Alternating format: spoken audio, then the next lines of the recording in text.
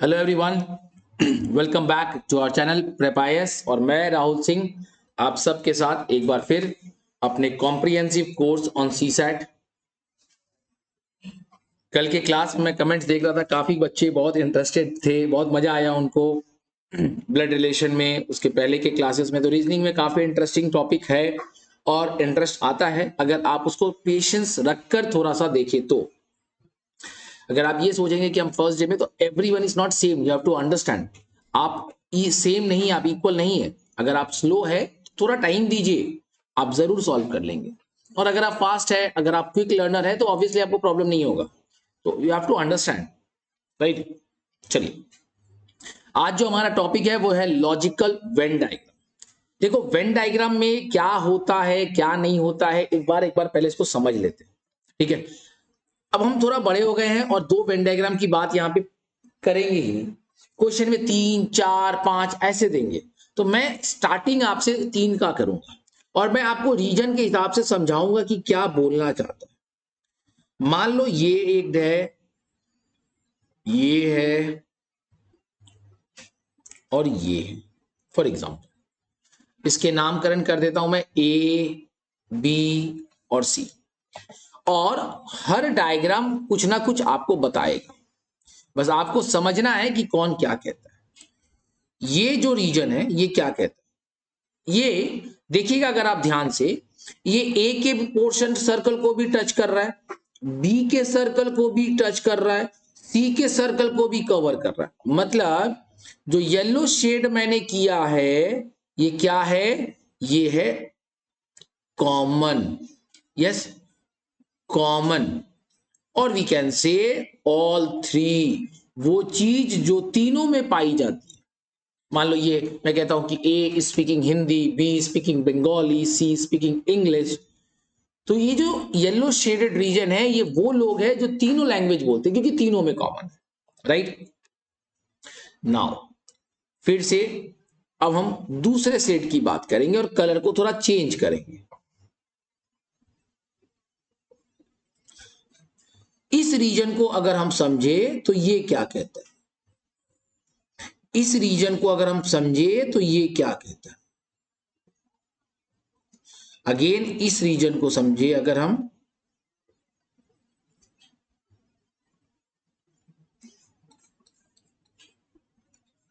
तो ये भी कुछ कहता है। एक एक करके हम समझाएंगे और आपको बताएंगे कि क्या कहता है। ये जो रीजन है ये कहता है A and B but not C. Try to understand. देखो, ये जो सर्कल है, ये जो पोर्शन है, ये ए और बी दोनों में कॉमन है। लेकिन सी जो है, आप यहां पर अगर आप देखो तो सी का सर्कल कहां से स्टार्ट हो रहा है। सी का सर्कल ये देखो, ए और बी कहता हूं। अगर मैं मान लो ए और बी की बात करूं, ए एंड बी, तो मैं कहूंगा कि ये जो पूरा, ये जो एरिया है, ये पूरा का पूरा एरिया जो है ये ए और बी है ना।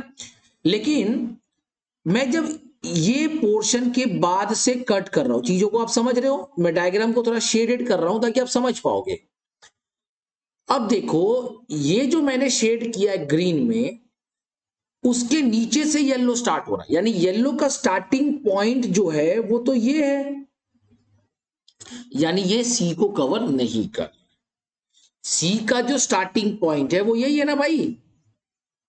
और ये तो यानी अगर मैं ये कहूं कि ऐसे काट दिया, तो इसके नीचे जो इलाका है वो ए बी सी है, तो जिसको मैंने कॉमन कह दिया। इसके ऊपर वाला जो इलाका है ए बी तो है लेकिन वो सी नहीं है। अभी आप समझ पा रहे हो।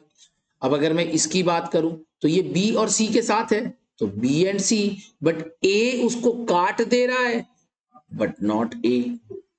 Hope it is clear. Same way यहां पे बात करें, ए एंड सी, लेकिन यहां पे बी इसको काट रहा है बट नॉट बी। तो ये कटना काटना ये समझना पड़ेगा। और अगर मैं इस इलाके की बात करूं जो बच गया है, इसको मैं कहूंगा ओनली सी, ओनली सी। क्योंकि अगर मैं सी कहता हूं तो सी का मतलब होता है पूरा सर्कल। उसमें से कुछ ऐसे हैं जो बी के साथ कॉमन है, कुछ ऐसे हैं जो ए के साथ खाली कॉमन है, कुछ ऐसे हैं जो ए और बी दोनों के साथ कॉमन है। और कुछ ऐसे जो किसी के साथ कॉमन नहीं है, वो अकेले बचे हुए, इसलिए मैंने क्या कहा, only C, only B, only A. Hope you are understanding the diagram. अब डायग्राम को थोड़ा सा अच्छे से समझेंगे, चीजों को आगे बढ़ाएंगे। चलिए एक एक करके डायग्राम को समझते हैं। Study the following figure and answer the questions given below. अभी ये जो ट्रायंगल है, ये ट्रायंगल रिप्रेजेंट करता है एडुकेटेड पीपल को, परफेक्ट बात।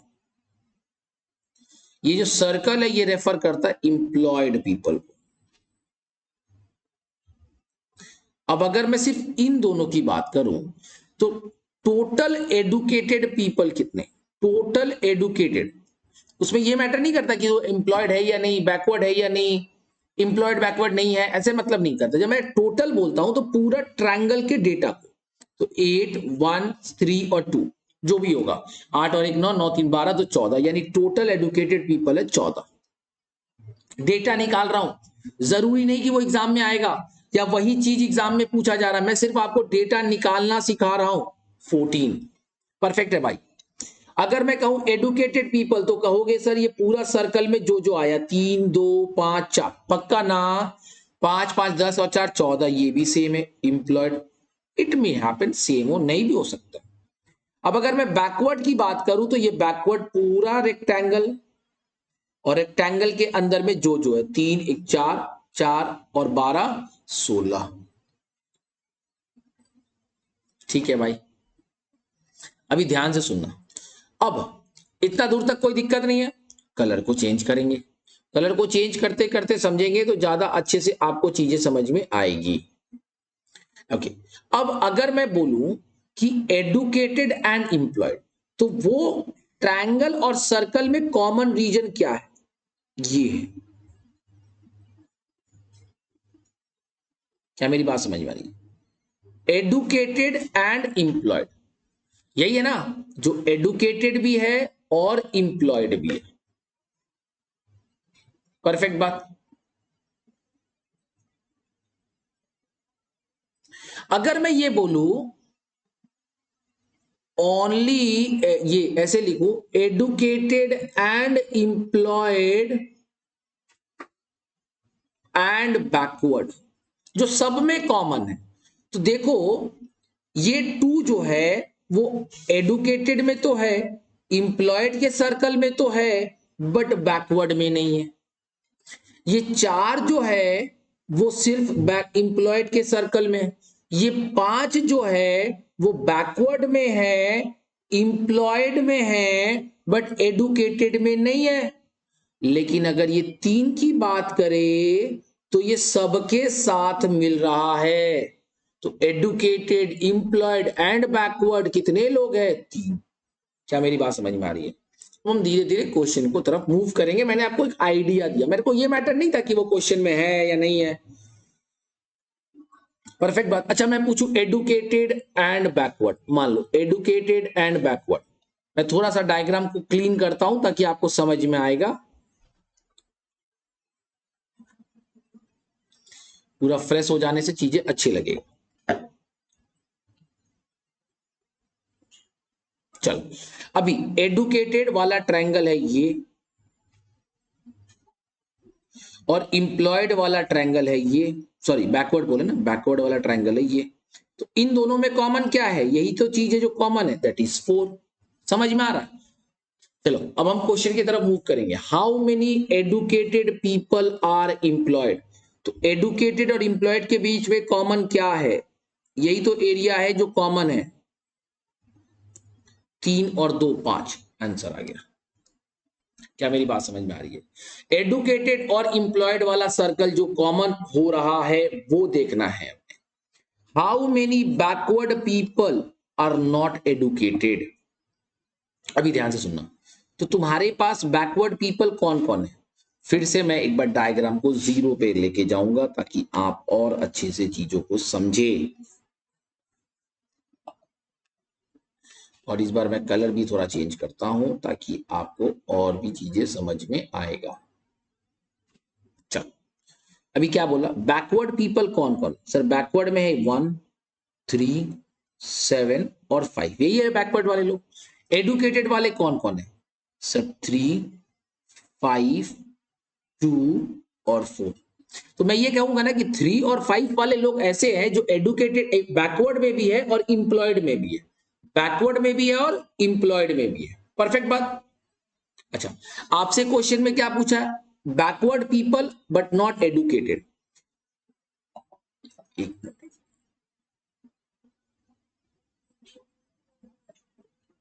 मैंने इंप्लॉयड देख के उसको बताया था, कोई दिक्कत नहीं है, मैं फिर देख लेता हूं। अच्छा, तो बैकवर्ड पीपल कौन कौन है? 1 है, 3 है, 7 है और 5 है। अब एडुकेटेड के साथ कॉमन कौन होता है? ये 1 हो रहा है और 3 हो रहा है, यही तो। यानी ये 7 और 5 वाले जो लोग हैं वो बैकवर्ड तो है बट एडुकेटेड नहीं है, क्योंकि एडुकेटेड इसको यहां काट दे रहा है। तो कितने लोग हो गए? 12। चीजें अब समझ में आ रही है, डायग्राम समझ में आ रहा है, आई होप। मैं बहुत पेशेंस रखकर चीजों को एकदम धीरे धीरे हौले हौले समझा रहा हूं। चलिए, चार चार डायग्राम, चार चार वेन डायग्राम एक साथ। In the given figure, circle P represents hard working people. P कौन है? Hard working. Q represents intelligent people. R represents truthful people. And S represents honest people. पक्का? आइए क्वेश्चन को देखते हैं। Which region represents the people who are intelligent? तो intelligent कौन है? ये पूरा। ऑनेस्ट, तो इंटेलिजेंट के साथ ऑनेस्ट कहां पे कॉमन हुआ? देखना बेटा, ये है पूरा इंटेलिजेंट। ऑनेस्ट, ऑनेस्ट का सर्कल यहां पे कवर हुआ, मतलब इंटेलिजेंट और ऑनेस्ट में यही तीन है। फिर ट्रूथफुल भी, ट्रूथफुल कौन है? ये वाला रीजन। ओहो, अच्छा सर, यानी ये दोनों। पक्का बात? ये दोनों ऐसे हैं जो इंटेलिजेंट भी है, ऑनेस्ट भी है और ट्रूथफुल भी है, बट अब क्या बोला? हार्ड वर्किंग नहीं होना चाहिए। अच्छा, हार्ड वर्किंग कहां काटता है? हार्ड वर्किंग काट रहा है यहां, मतलब ये 7 ऐसा है जो सबके साथ कॉमन है।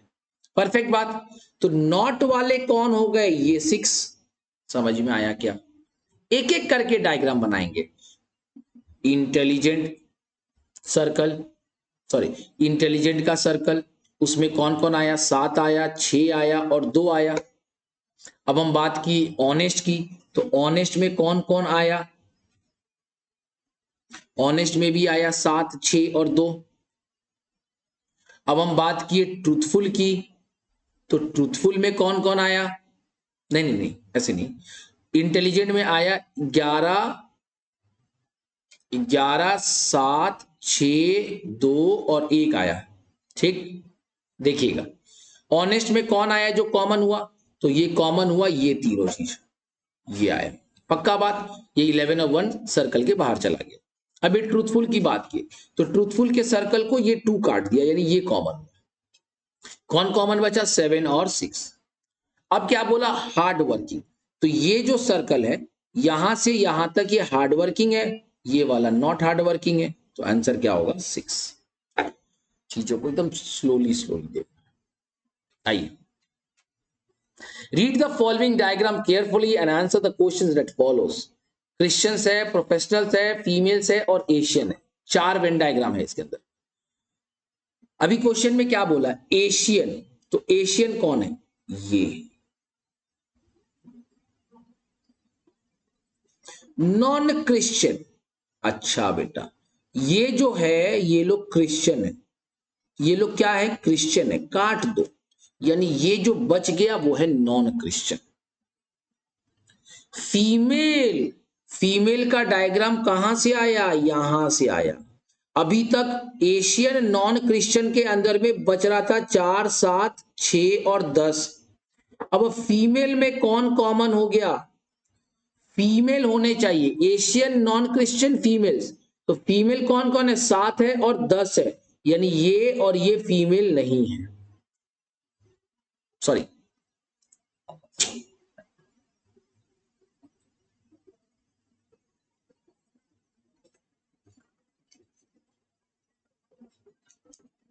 फिर से हम प्रोफेशनल्स को देख लिए थे। ओके, फीमेल का सर्कल कौन है? ये है, ठीक है। तो फीमेल में कौन कौन बचा? 7 बचा, 10 बचा और 6 बचा। 4 को काट दो, काट दो यहां से। Who are professionals? अब प्रोफेशनल में कौन कौन है? ये दोनों।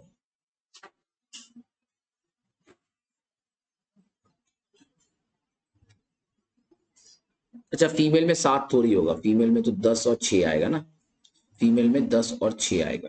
अब प्रोफेशनल कौन है? तो प्रोफेशनल है 10, आंसर विल बी 10। एक बार फिर से देखिएगा, एशियन के अंदर में कौन कौन आया? डायग्राम को एक बार मैं फिर से 0 से लेके जाऊंगा। एशियन के अंदर में कौन कौन आया? 5 आया, 8 आया, 9 आया, 7 आया, 10 आया और 4 आया, 6 आया। यही डेटा है एशियन। अब हम बात करेंगे नॉन क्रिश्चियन। तो वो जो क्रिश्चियन है, क्रिश्चियन कौन कौन है? 5, 8 और 9, ये लोग क्रिश्चियन है। तो हम नॉन क्रिश्चियन की बात करेंगे, मतलब ये लोग कट गया। फीमेल, फीमेल कहां से आ रहा है? फीमेल का डब्बा है ये, तो ये 10 और 6 जो है वो फीमेल है, यानी 7 और 4 कट गया, ये लोग नॉन फीमेल है। अब हम बात करेंगे प्रोफेशनल। तो प्रोफेशनल में कौन आया? 10 आया, यानी ये नॉन प्रोफेशनल है। तो बचा कौन? 10। क्लियर है? तो answer is 10। Okay, next, Christian females. अभी क्रिश्चियन में कौन कौन है? एक बार फिर से साथ में करेंगे। क्रिश्चियन में कौन कौन है? 1 है, 12 है, 5 है, 8 है, 9 है। परफेक्ट ना? यही तो है क्रिश्चियन। आइए दिखा देते हैं डायग्राम, आपको तकलीफ लग रहा है तो।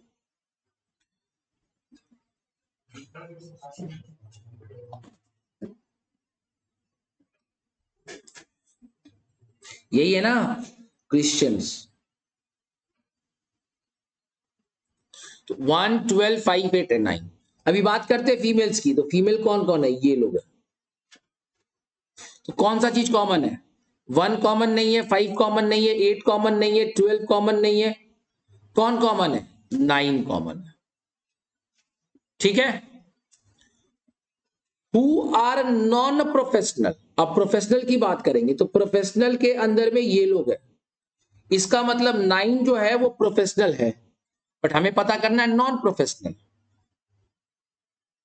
तो नॉन प्रोफेशनल तो कोई नहीं है, यानी आंसर होगा none of this.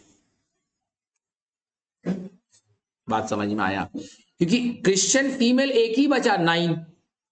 Christian female एक ही बचा, 9, और वो प्रोफेशनल भी है, बट आपसे पूछा नॉन प्रोफेशनल, तो ऐसा कोई नहीं है, आगे चेक करने का जरूरत भी नहीं है।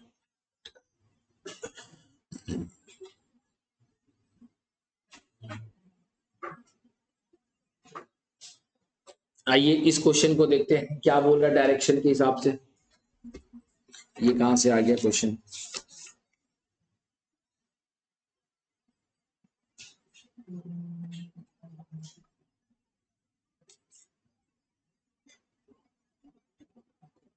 ओके, यहां पे बोल रहा है ग्रेनाइट, ट्री और वाटर। अब एक बात बताओ, इन तीनों के बीच में क्या कुछ कॉमन है? पहले अपने को इस डायग्राम को देख के समझना पड़ेगा, लॉजिक क्या क्या।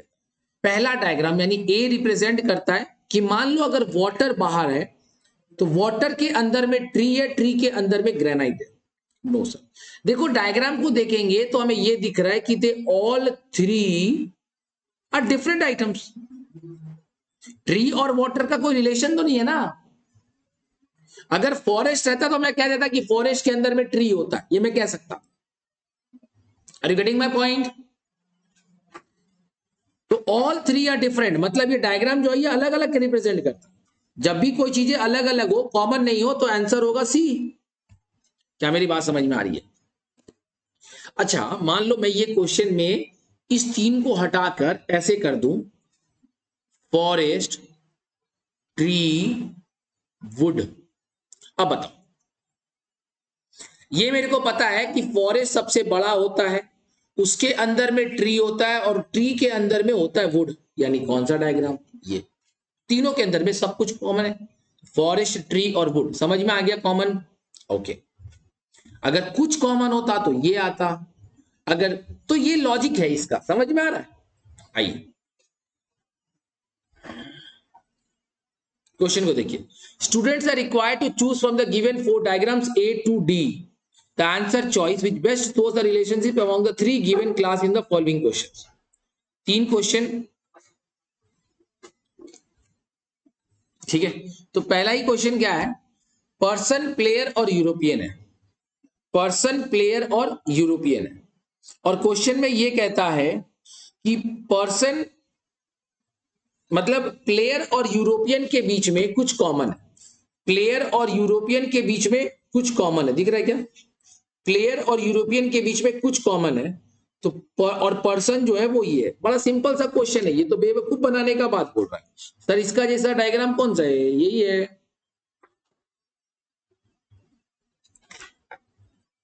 चलो, given below are 4 possible membership schemes, in each case mark the one you feel appropriate description of the 3 listed items. चलिए पहला वाला में चलते हैं, triangle, scalene triangle and right angle triangle. अब एक बात बताऊं, सबसे बड़ा कौन होता है? ट्राइंगल, ठीक है, तो मान लेते हैं ट्राइंगल। अभी सारे ट्राइंगल क्या स्केलेन ट्राइंगल होते हैं? Do all triangles all scalene triangles? नहीं ना, तो ट्राइंगल हो गया, स्केलेन अंदर में होगा, ये बात तो श्योर है सर। सारा स्केलेन ट्राइंगल ट्राइंगल होता है, ये बात तो श्योर हो गया। अब राइट एंगल ट्राइंगल भी ट्राइंगल के अंदर में ही होता है, कोई दिक्कत?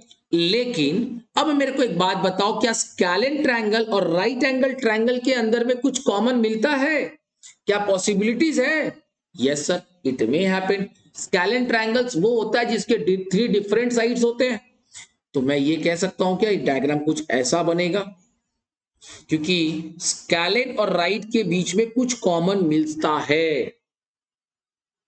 यस और नो? तो आंसर क्या होगा? ये। क्लियर? आइए नेक्स्ट क्वेश्चन देखते हैं। मदर, होमोसेपियन और वुमेन।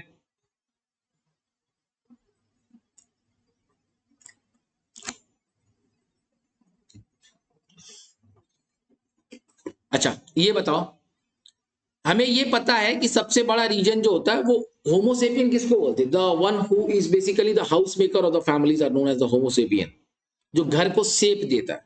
तो क्या मैं ये कह सकता हूं कि ऑल मदर्स आर वुमेन?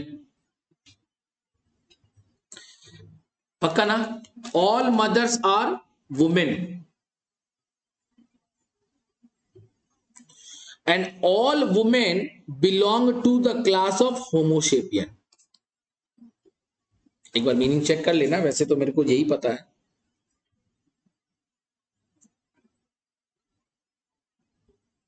ठीक है, डायग्राम बोलो।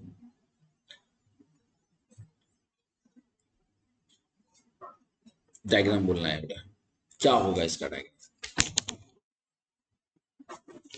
एक बात बोलो, अगर मैं ये कहूं कि ऊपर वाला सर्कल मतलब मदर है, मान लो all mothers are women, yes और नो?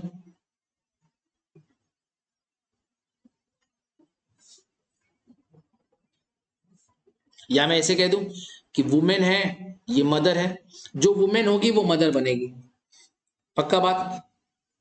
और जो वुमेन होगी वो होमोसेपियन भी बनेगी होगी। तो ये डायग्राम सही है क्या?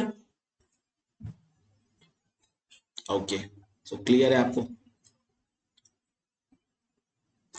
In the given figure, the triangle represents the girl, the square represents the sports person. तो चलिए पहले हम रिप्रेजेंटेशन को ठीक करते हैं। Triangle represents the girl, square represents the sports person, and the circle represents the coaches. The बताना है the portion in the figure which represents girls, तो ये है girls. Who are sports person? Sports person कौन है? ये, यानी girls कौन कौन है? ए है, डी है और बी है। स्पोर्ट्स पर्सन कौन कौन आएगा? जो ए बी डी में कॉमन है, तो ए तो बाहर हो गया, यानी बी और डी बचा। बट नॉट कोचेस, अब यही है जो इलाका जो कोचेस को डिवाइड करता है। तो डी जो है वो कोच है, बी जो है वो कोच नहीं है। तो आंसर इज नॉट कोचेस बोला है तो बी होगा। अगर तीनों का पूछता तो वो डी होता, मतलब कोचेस ऑल्सो पूछता तो डी होता। ठीक है, I hope this is clear. पहले मैंने गर्ल देखा तो ए बी और डी।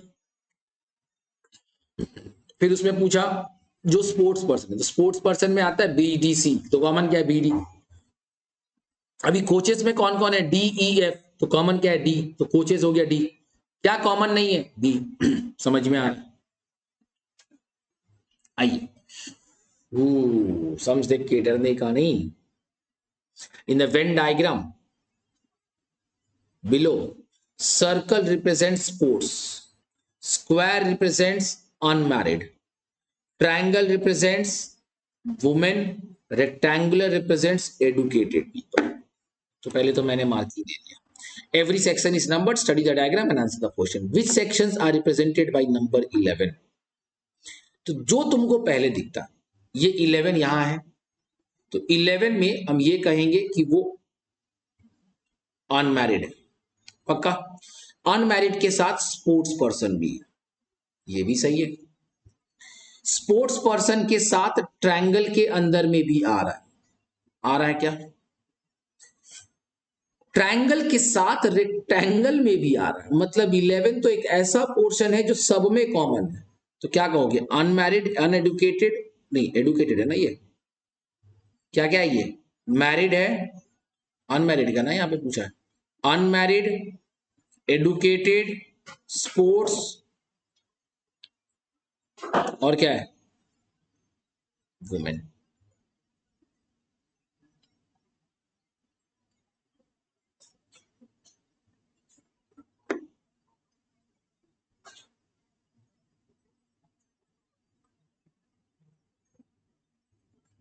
एक बार चेक कर लेते हैं, मेरे को नहीं लगता गलती है कुछ, फिर भी चेक कर लेना चाहिए।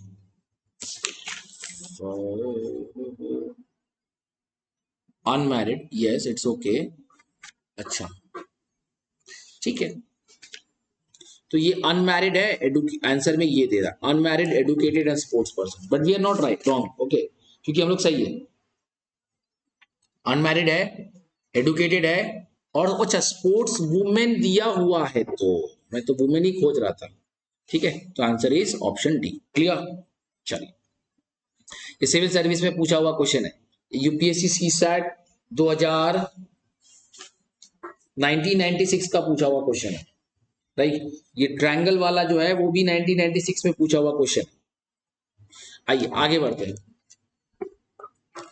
A survey was conducted on a sample of 1000 persons with reference to their knowledge of English, French and German. The results of the survey are presented in the given Venn diagram. The ratio of the number of persons who do not know any of the three languages to those who know all the three languages is। Question में क्या पूछा, यहां पे आपको बताया जा रहा है कि कौन सा, तो रेशियो ऑफ द नंबर, पहले तो ये बताओ कि ओनली वन लैंग्वेज जानने वाले लोग कितने हैं। याद है मैंने इस डायग्राम को बताया था कि 180 represents only French, 200 represents only English, 170 represents only German. तो मैं इसको पूरा अच्छे से दिखाता हूं, 170, 180 और 200 कितना हो गया मेरे भाई, 100, 200, 350, 550। नोइंग टू लैंग्वेज, जो दो लैंग्वेज जानता है, तो दो लैंग्वेज जानने वाले कितने लोग हैं, 105, 78 और 85, टोटल करिए तो 105 और 85 कितना होता है, 190, 190 और 80 होगा 270, 270 यानी 268। और थ्री लैंग्वेज लोग जानने वाले कितने लोग हैं, 175। यानी ये जो टोटल है ये इतने लोग जानते हैं, 8 5 13, 6 7 13, 13 5 18, 18 और एक 19, 5 2 7 और एक 8 और एक 9, मतलब 993 पीपल जो है वो जानते हैं any of the language, any of the languages, any of the languages मतलब इधर वन लैंग्वेज, इधर टू लैंग्वेज और three language, clear. Now let's understand the question. Find the ratio the number of person do not know any other language. तो 1000 लोग हैं, 993 ऐसे हैं जो या एक लैंग्वेज जानते हो, चाहे 2 जानते हो, चाहे 3 जानते हो। तो डू नॉट नो वाले कितने हैं? डू नॉट नो वाले हो गए 7। Do not know any of the 3 languages, कोई भी लैंग्वेज नहीं जानता। To the those who know all the 3, और ऑल 3 जानने वाले कितने हैं? 175। तो करो, आंसर इज 1/25। सिंपल था। देखो ये डेटा हमको पता था कि मैं आपसे और इजी करवा सकता था, बोलता पूरा सर्कल का टोटल करता हूं, बट मैं आपको ये बताना चाहता था कि ये चीजों को समझो। अब क्वेश्चन जो भी पूछेगा आपके लिए निकालना बहुत आसान हो जाएगा। डेटा एक बार निकालना सीखो, राइट? ओके, चलिए क्वेश्चन देखिए। Out of a total of 120 musicians in a club, 5% can play all the 3 instruments: violin, guitar, and flute. If it so happens that the number of musicians who can play any two and only two of the above instrument is 30. The number of musicians who can play the guitar alone is 40. What is the total number of those who can play violin alone or flute alone? Okay. चलो ना बेटा diagram बनाते हैं।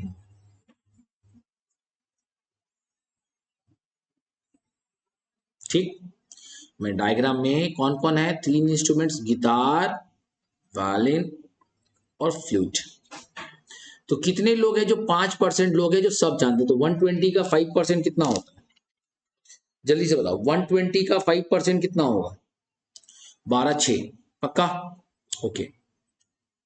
तो हमेशा जब भी Venn diagram को फिल करो, शायद मैंने पहले भी बताया, हमेशा 3 से फिल करो, ऑल से फिल करो। 3, 2, 1। अंदर से दरवाजा खुलना चाहिए। पहले बंद का दरवाजा सबसे अंदर के रीजन, फिर सेकंड, फिर first. It so happens that the number of musicians who can play any two and only two of the above instrument is 30. मतलब any two बोलो या only two बोलो, मतलब मान लो ये है any two वाले, मान लो मैंने इसको नाम दिया x, इसको नाम दिया y, इसको नाम दिया z। तो क्वेश्चन में ये कहता है कि x plus y plus z जो है वो 30 लोग हैं। ये क्वेश्चन कहता है that the number of musicians who can play any two and only two तो टोटल हो गया, और any two मतलब ये जो सब कुछ मिलाकर है वो है 30, और जो सिर्फ गिटार प्ले करने वाले हैं वो है 40। तो बेटा अगर मुझे ये और ये निकालना है तो क्या कहूंगा? 40 plus this plus this plus this plus this कर लेते हैं। तो 40 प्लस 6 46, और x plus y plus z is 30, यानी 76 हो गए। यस और नो? अभी 76 लोग ऐसे हैं जो सिर्फ गिटार बजा सकते हैं, कोई भी 2 इंस्ट्रूमेंट बजा सकते हैं, या कोई भी 3 इंस्ट्रूमेंट बजा सकते हैं। अब आपसे क्या पूछा है कि वायलिन और फ्लूट बजाने वाले लोग कितने हैं? तो टोटल अगर 120 है तो 120 से 76 माइनस करेंगे तो कितना हुआ? 24 और 20 दैट इज 44। तो आंसर इज 44। सिंपल था। आई गेस खाली सेकेंड स्टेटमेंट जो था 30 वाला वो थोड़ा कंफ्यूजिंग था, बाकी वैसा कोई बहुत बड़ा कॉम्प्लिकेशन नहीं था, राइट? चलिए आइए देखते हैं। Most guitarists are beard males. If A represents all males, B represents beard males. A है मेल, B है बियर्ड मेल, C है मेल गिटारिस्ट। अच्छा ये बताओ, most guitarists are beard male, मतलब जो गिटारिस्ट है और बियर्ड मेल है वो कॉमन है, इन दोनों में कुछ कॉमन होना चाहिए, यानी B और C में कॉमन पोर्शन मिलना चाहिए। ठीक है,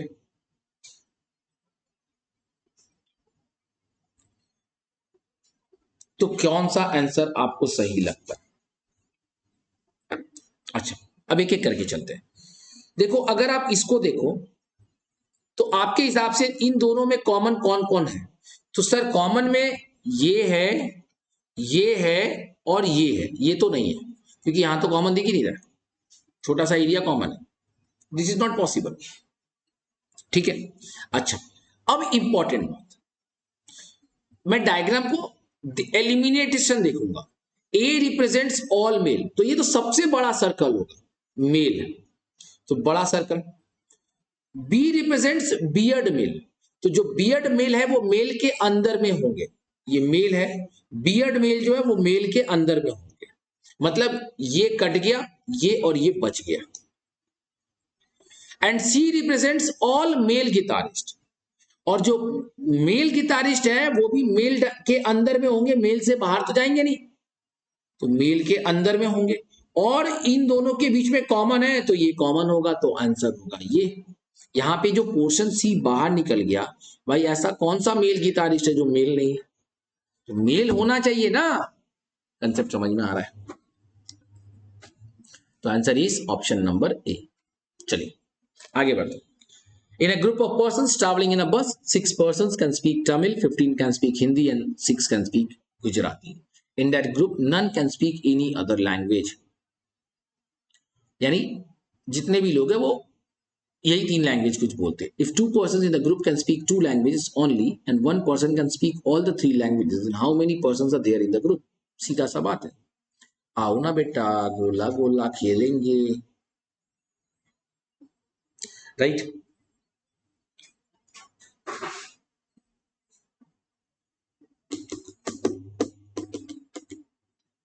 अच्छा, अब बताओ कितने आदमी तीनों लैंग्वेज बोल सकते हैं? वो है 1, एग्जैक्टली 3। यस और नो?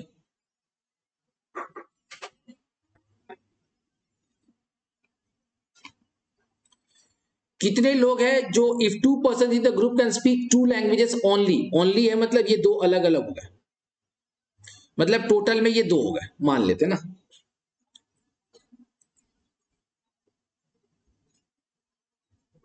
कोई दिक्कत? अभी जो इंपॉर्टेंट बात है, देखो इसका एक फॉर्मूला है वैसे तो, या मैं ये कह दूं कि अगर 6 पर्सन स्पीक तमिल है, मान लो इसको मैं तमिल कर देता हूं, तो 6 अगर मैं 2 यहां रखता हूं तो यहां पे बचे 3,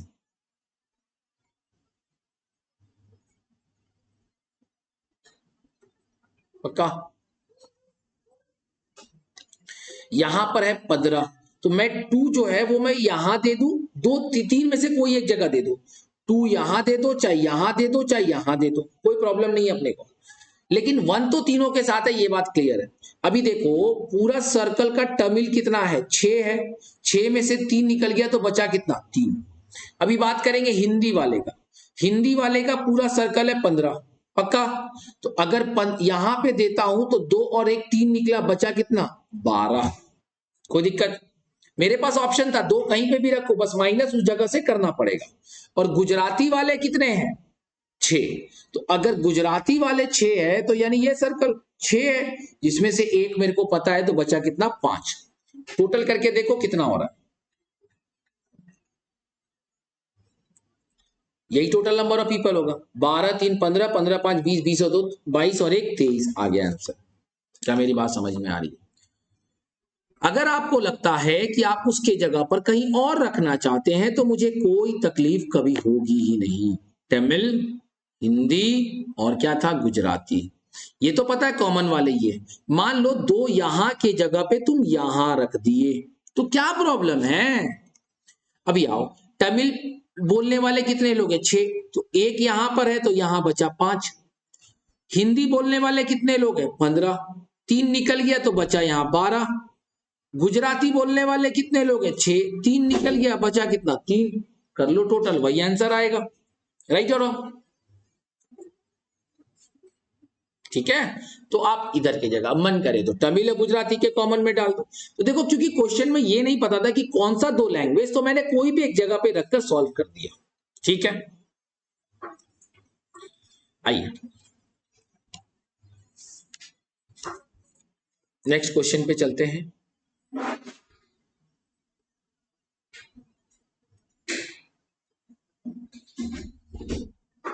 ये कौन सा डायग्राम है भाई? चलो मिल गया।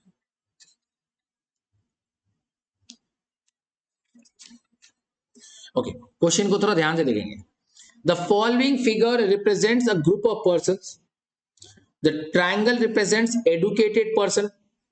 The rectangle represents the administrative person. तो मैं पहले मार्किंग दे दूं, ट्रायंगल मतलब एडुकेटेड, रेक्टेंगल मतलब ये है रेक्टेंगल, तो ये रेक्टेंगल वाले कितने क्या कौन हो गए, administrative. The square represents the businessman and the circle represents the income tax payer यानी टैक्स पेयर. ठीक है, अभी आपको बताना है from the following figure it can be concluded that all businessman पे इनकम टैक्स. नहीं सर, ये बिजनेसमैन की रीजन है, सारे बिजनेसमैन टैक्स नहीं पे करते, कुछ पे करते, तो ये लाइन गलत है. Some administrative persons are income tax payer. Administrative वाले कौन है, रेक्टेंगल.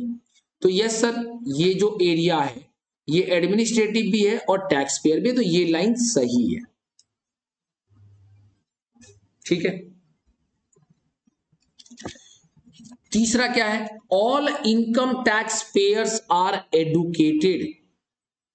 जितने भी इनकम टैक्स पेयर्स है यानी ये वाले लोग वो एडुकेटेड है. नहीं, ये देखो ये वाला जो इलाका है ये एडुकेटेड नहीं है. आप देख सकते हो ये जो इलाका है ये वाला, मैं कलर थोड़ा सा मार्किंग करके दिखाऊंगा तो शायद आपको अच्छे से समझ में आएगा.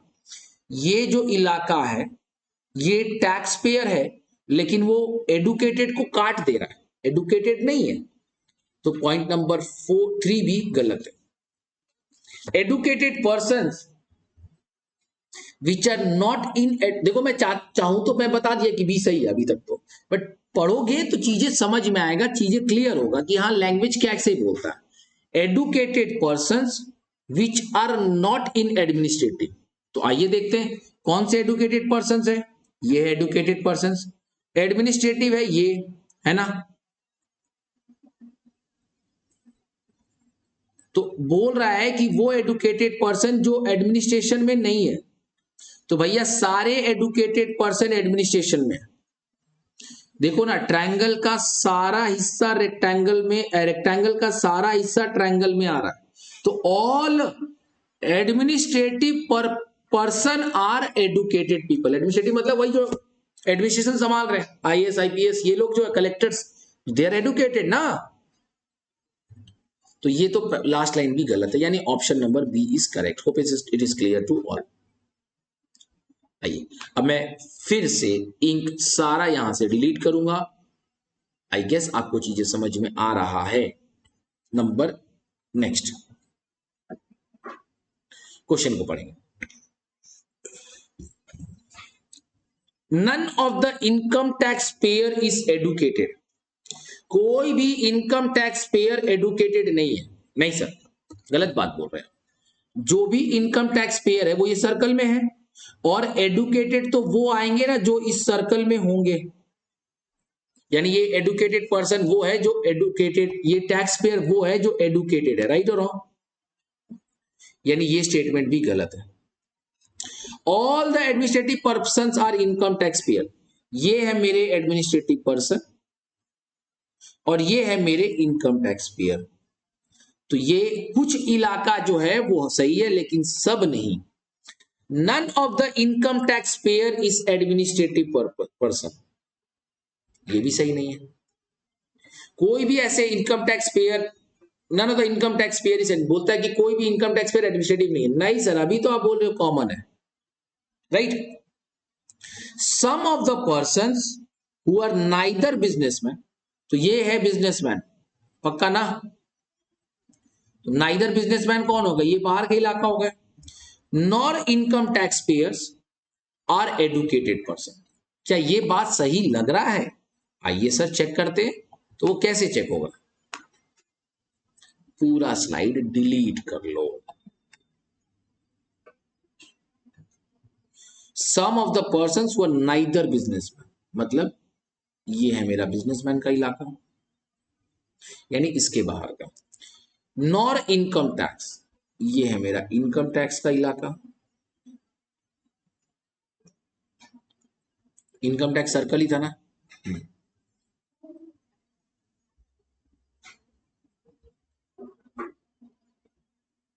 तो ना ही बिजनेसमैन है, ना ही एडुकेटेड इनकम टैक्स पेयर्स है, तो लेकिन वो एडुकेटेड है। हाँ सर, ये है ना इलाका ऑफ एडुकेटेड, ये है ना एडुकेटेड का इलाका। तो ये जो इलाका है, देखिएगा, ये जो इलाका है ये सारे के सारे एडुकेटेड है, लेकिन जहां तक मेरा इंक जाएगा वहीं तक। अब आप जैसे इस एरिया में कवर करेंगे तो वो बिजनेसमैन हो गए, और जैसे आप इस एरिया में आ गए वो इनकम टैक्स पेयर हो गए। तो कुछ ऐसे लोग हैं जो बिजनेसमैन नहीं है, जो टैक्स पेयर नहीं है, लेकिन एडुकेटेड है। Option number D is the correct answer. So I hope आप सबको काफी पसंद आया होगा ये क्लास। अगर आपको मेरा क्लास पसंद आया है तो do like and subscribe our channel, और टेलीग्राम के चैनल आपको डिस्क्रिप्शन बॉक्स में दिए गए हैं, उसे ज्वाइन कर लें। Thank you so much for your love and support. Don't forget to press the bell icon. Bye bye, take care.